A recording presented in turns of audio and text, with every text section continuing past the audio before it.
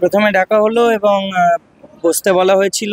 On record সব কিছু হয়েছে, ভিডিও রেকর্ডিং করে প্রশ্ন প্রচুর করা হয়েছে, জিজ্ঞাসা। সেই জায়গায় দাঁড়িয়ে এরম প্রশ্ন ছিল যে আন্দোলনের দিন, যেদিন 15 তারিখ, আপনার ভূমিকা কী ছিল? আপনাকে তো দেখা গেছে কিছু হিংসা ছড়ানোর জন্য। আমরা বললাম, আমি সোজা উত্তর দিয়েছি যে আপনি কোনো ভিডিও ফুটেজ দেখাতে পারবেন না যেখানে এরকম কিছু আছে। আমি নিজেই বলেছি যে আমি কী ভূমিকা নিয়েছিলাম এবং কি করেছি। সেক্ষেত্রে এটাও বলা হয়েছে যে বিকাশ ভবনে আধিকারিকদের আটকে রাখাটা তো অন্যায়। আপনি কিভাবে দেখছেন যে এটাকে অন্যায় করেননি? আমি বললাম, আপনি এইটাকে যদি অন্যায় বলে মনে করেন যে কিছুক্ষণের জন্য আটকে রাখাটা ভীষণ বড় অন্যায়, তাহলে যে অন্যায়টা আমাদের সাথে হয়েছে সেটার সাথে এটার তুলনা একবার করে দেখবেন যে আজকে জীবন জীবিকা হারাতে বসেছি, কার অন্যায় ছিল সেটা।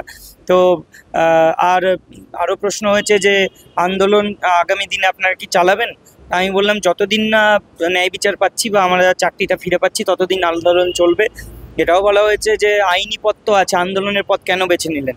তার ইনস্ট্যান্সেস দেওয়া হয়েছে অনেক, যে বিগত 2018-19 সাল থেকে প্রত্যেকটা পদক্ষেপে আমাদের আন্দোলন করেই চাকরিটা পেতে হয়েছে, এমনি এমনি কিছু হয়নি। সেই জায়গায় দাঁড়িয়ে এক্সপিরিয়েন্সের ভিত্তিতেই মনে হয় আন্দোলন ছাড়া কোনো কিছু পাবো না, তাই রাস্তার আন্দোলন আমাদের যেমন চলছে সেরকম চলবে।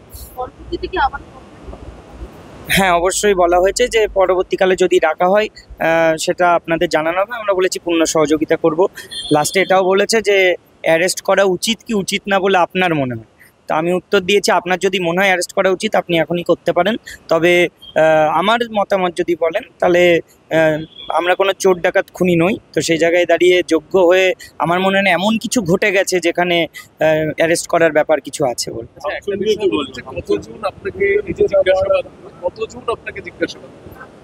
একজনই জিজ্ঞাসাবাদ করেছে।